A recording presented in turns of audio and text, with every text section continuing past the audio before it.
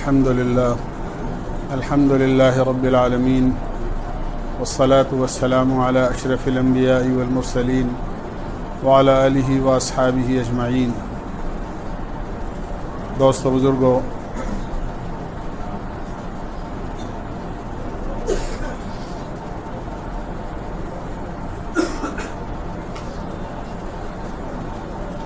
قرآن کریم میں اللہ تعالیٰ نے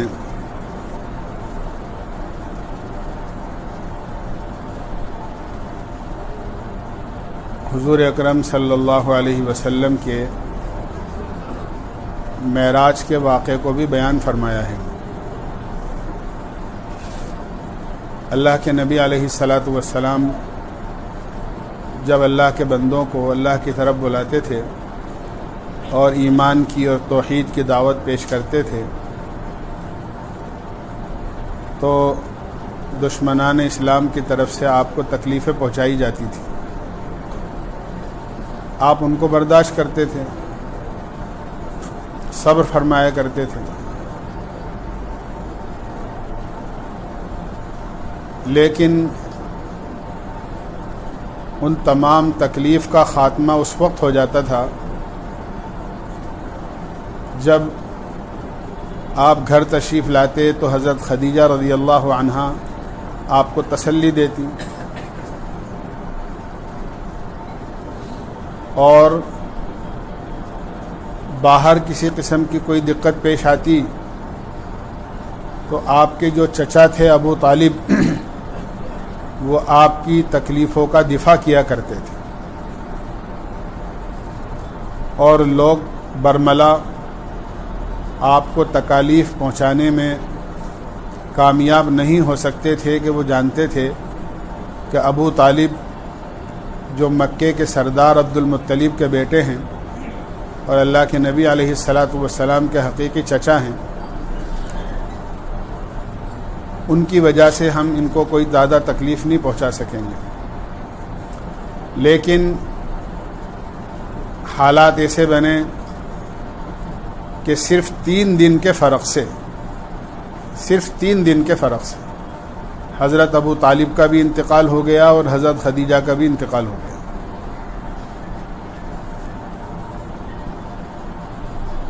باہر جو مدافعات کرتے تھے وہ بھی دنیا سے چلے گئے، اور اندر گھر کے اندر حضرت خدیجہ رضی اللہ عنہا جو تسلی کا سبب اور سامان بنتی تھی وہ بھی دنیا سے رخصت ہو گئی۔ جس سال یہ واقعہ پیش آیا اس سال کو عام الحزن کہا جاتا ہے سیرت کے اندر، یعنی غموں کا سال۔ یعنی آپ کو اتنی سخت تکلیف ہوئی کہ باہر کا ساتھ دینے والے بھی چلے گئے اور اندر تسلی دینے والی جو آپ کی اہلیہ تھیں ازواج مطہرات میں سے حضرت خدیجہ رضی اللہ عنہا وہ بھی چلی گئی۔ اللہ نے اس غم کی تسلی کے لیے اپنے نبی کو اپنے پاس بلایا۔ واقعہ معراج کا بڑا تفصیلی ہے، قرآن کریم میں اگرچہ بہت مختصر اشارہ کیا ہے سورہ بنی اسرائیل کی شروع میں، لیکن احادیث میں اور سیرت کی کتابوں میں اور تاریخ کی کتابوں میں اللہ کے نبی علیہ الصلاۃ والسلام کے معراج کے واقعے کی بڑی لمبی تفاصیل آئی ہیں۔ میں بہت مختصر وقت میں ضروری باتیں عرض کروں گا۔ اللہ کے نبی علیہ الصلاۃ والسلام ایک مرتبہ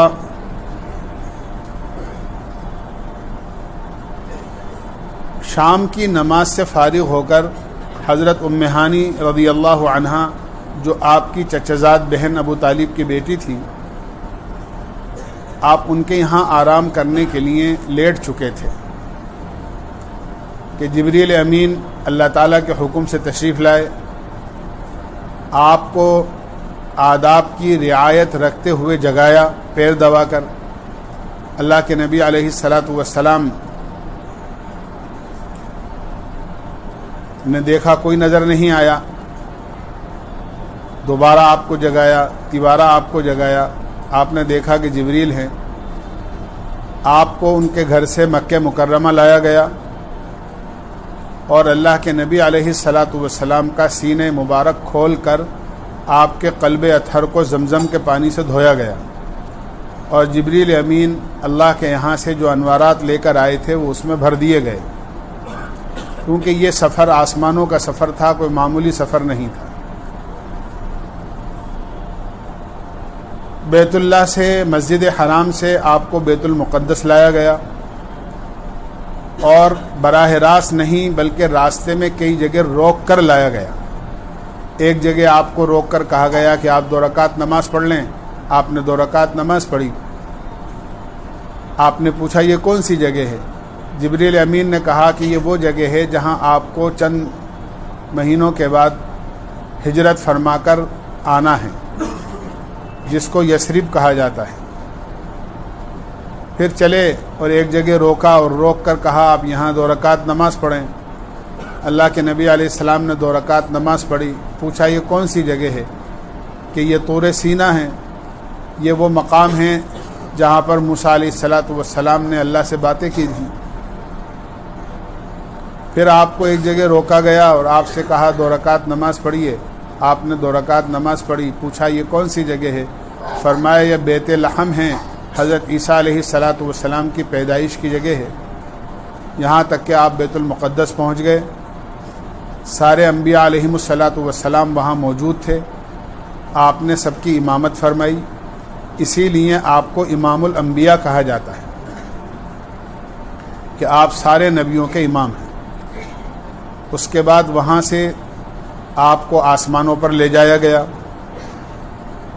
ہر آسمان پر الگ الگ نبیوں سے ملاقات ہوتی رہی، اور فرشتوں کے بڑے بڑے مجمع نے آپ کا وہاں استقبال کیا، یہاں تک کہ 7ویں آسمان پر حضرت ابراہیم علیہ السلام سے ملاقات ہوئی، جو بیت المعمور کے سہارا لگائے ہوئے بیٹھے تھے۔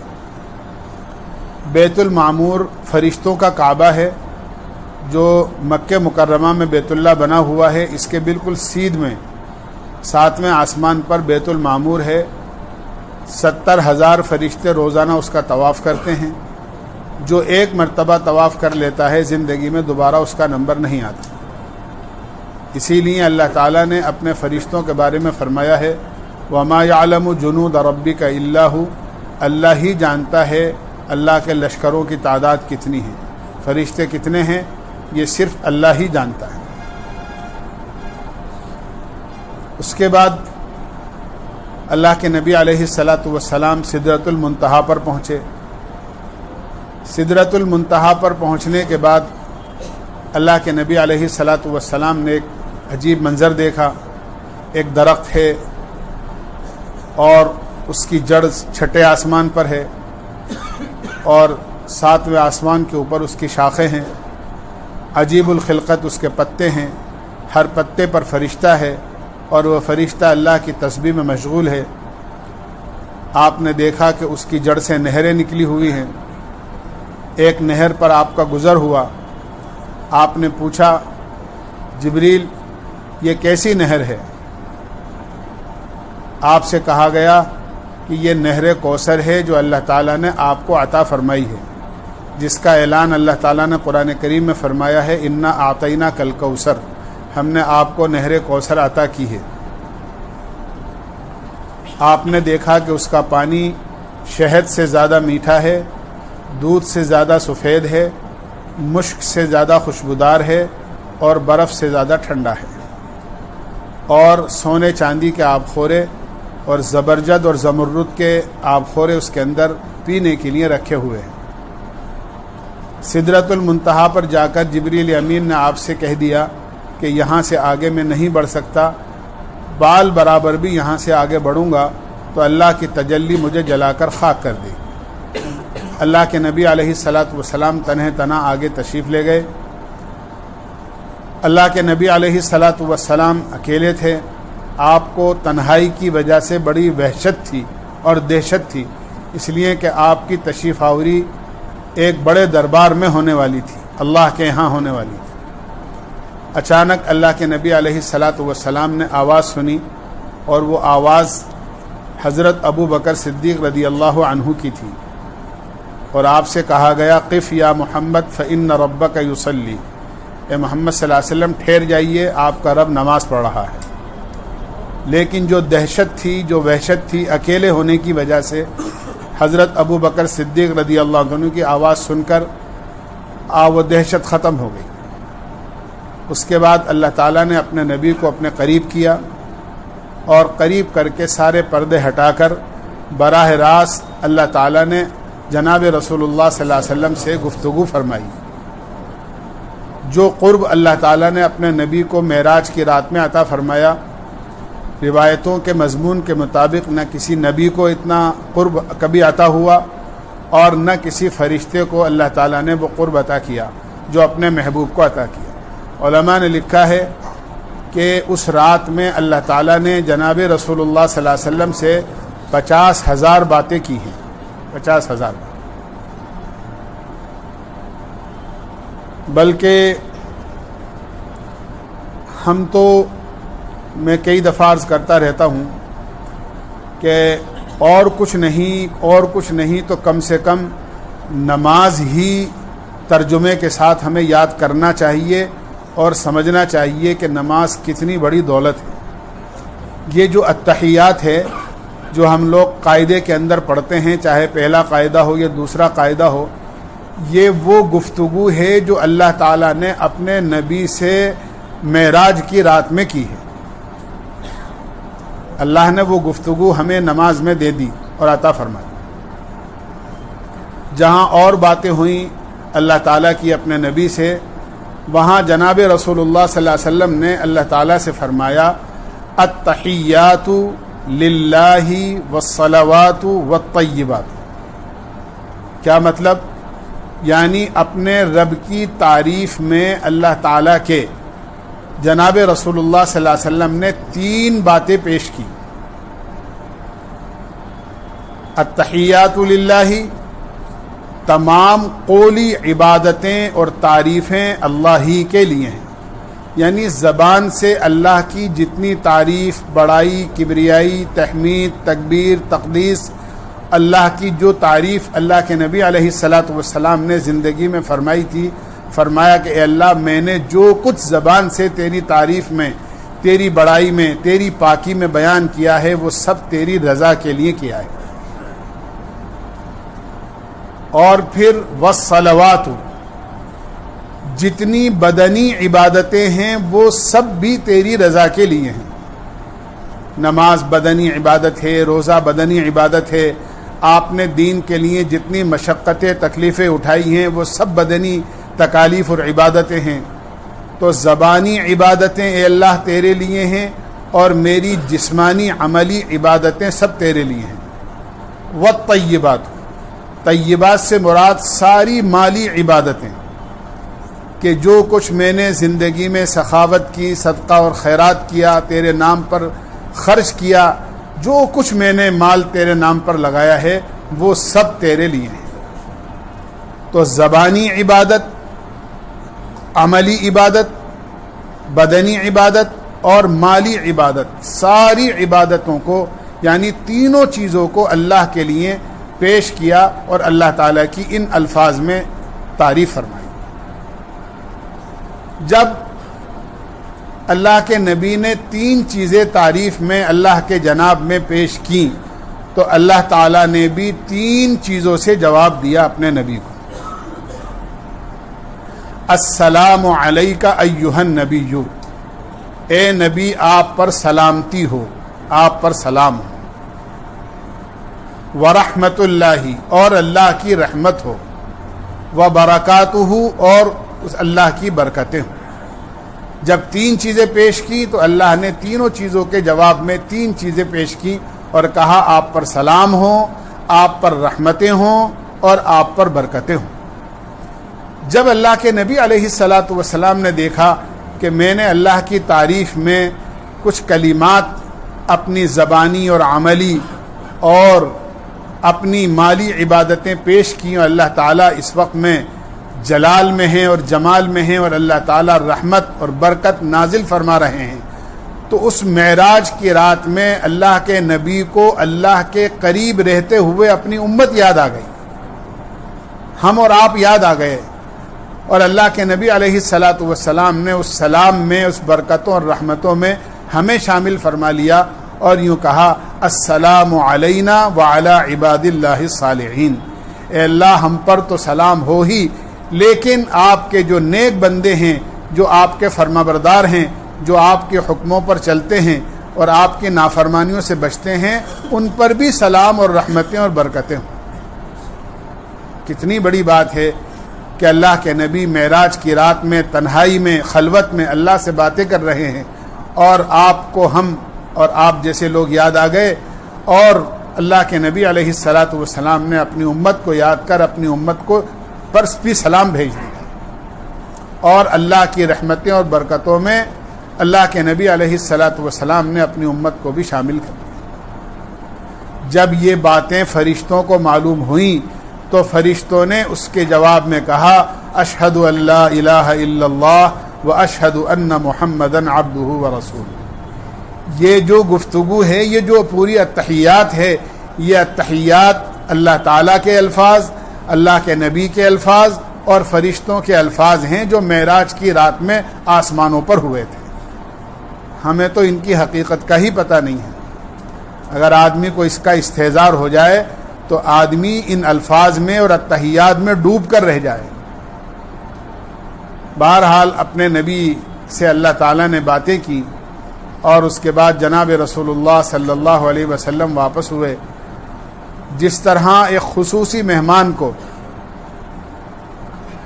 خاص چیزیں دکھائی جاتی ہیں، آپ کے جے پور شہر میں کوئی سرکاری مہمان اور چیف گیسٹ آتا ہے تو یہاں کے جو ایسے مقامات ہیں جو زیارت کے قابل ہیں اور دیکھنے کے قابل ہیں، ان کو دکھایا جاتا ہے کہ صاحب ان کو عامر کے قلعے لے جاؤ، ان کو جے گڑھ کے قلعے لے جاؤ، ان کو میوزیم دکھاؤ، ان کو جنتر منتر دکھاؤ۔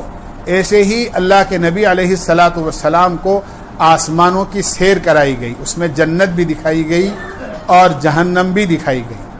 اللہ کے نبی علیہ الصلاۃ والسلام نے جنت اور وہاں کے مناظر دیکھے، دودھ اور شہد کی نہریں دیکھیں، پاکیزہ شراب کی اور ٹھنڈے پانی کی نہریں دیکھیں، سونے چاندی اور ہیرے جواہرات کے مکان دیکھے۔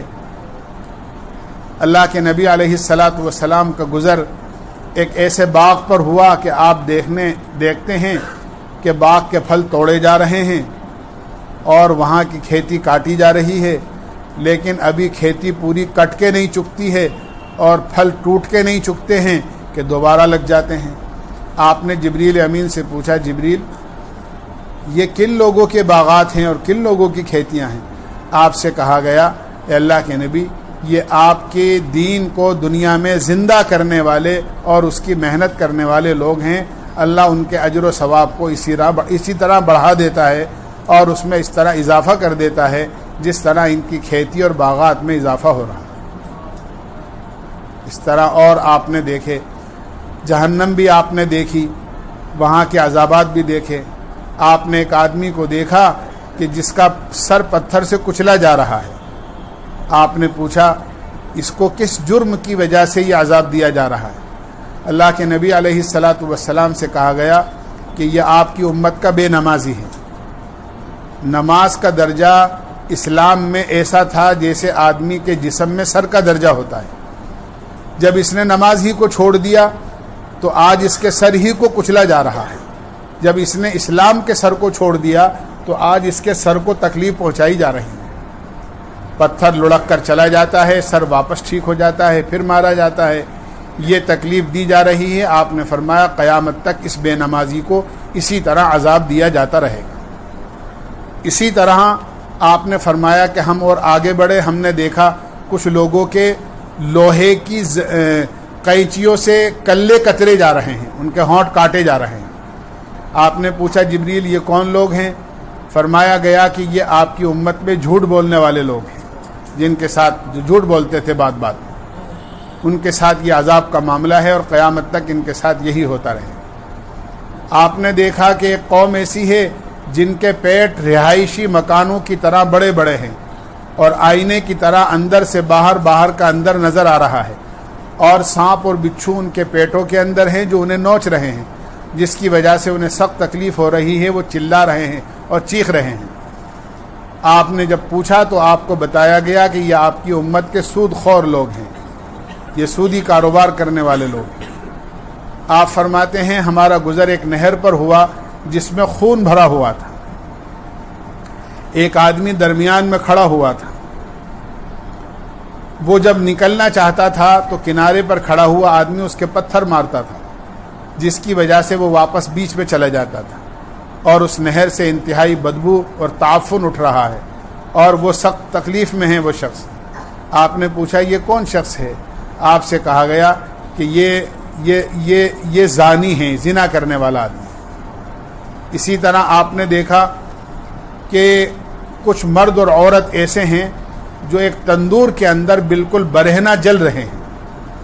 آپ نے پوچھا کہ یہ کون لوگ ہیں؟ آپ سے کہا گیا یہ آپ کی امت کے وہ بے حیا لوگ ہیں کہ وہ عورتیں اور وہ مردیں ہیں جو عورتیں اپنے جسموں کو غیر مردوں کے سامنے کھول کر رکھتی تھی، اپنا سطر نہیں ڈھکتی تھیں، اور یہ وہ مرد ہیں جو اپنے سطر کو نہیں ڈھکتے۔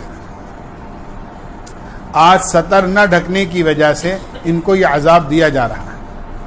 اللہ کے نبی علیہ الصلاۃ والسلام ارشاد فرماتے ہیں، ہم اور آگے چلے، ہم نے دیکھا کہ کچھ عورتیں ہیں جو اپنے سینے کے بل لٹکی ہوئی ہیں آگ کی زنجیروں سے۔ میں نے پوچھا کہ یہ کون عورتیں ہیں؟ کہا گیا کہ یہ بے حیا عورتیں ہیں جو اپنے سینے کی نمائش بازاروں میں کیا کرتی تھیں اور ان کو چھپا کر نہیں چلتی تھیں، پردہ نہیں کیا کرتی تھیں۔ یہ وہ عورتیں ہیں اور ان کو یہ عذابات دیے جا رہے ہیں اور قیامت تک یہی عذاب دیا جاتا رہے۔ اسی طرح آپ نے فرمایا ہم ایک قوم پر سے گزرے جن کو ہم نے دیکھا جن کے دھڑ تو انسانوں کی طرح ہیں، لیکن اوپر کا بدن ان کا سینے سے لے کے سر تک وہ خنزیر کی طرح ہیں، اور وہ انتہائی سخت تکلیف میں ہیں، ان کی صورتیں مسخ ہیں۔ آپ نے پوچھا جبریل یہ کون بدبخت لوگ ہیں؟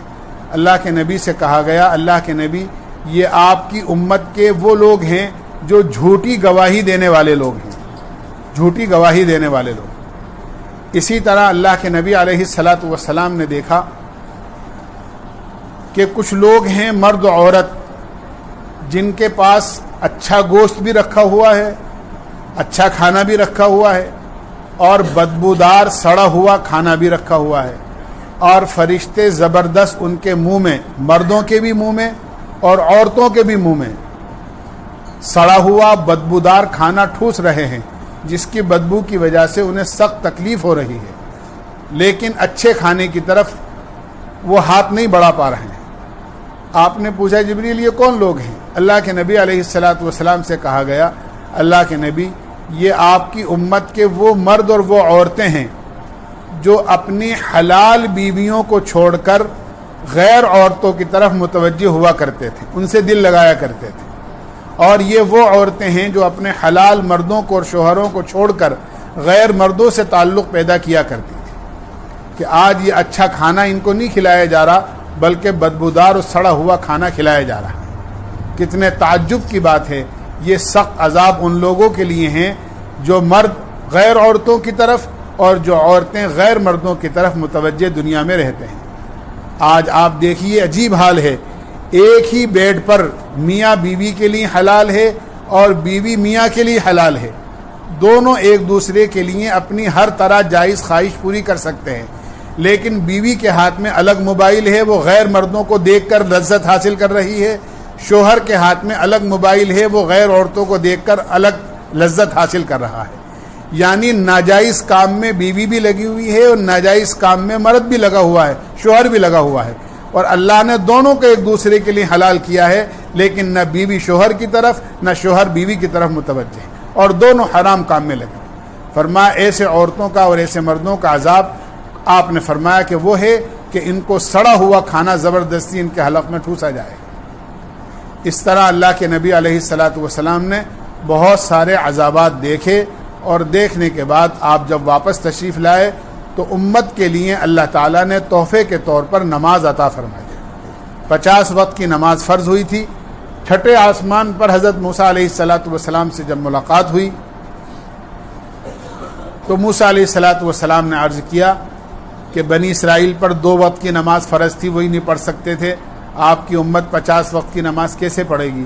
آپ اس میں کم کرائیے۔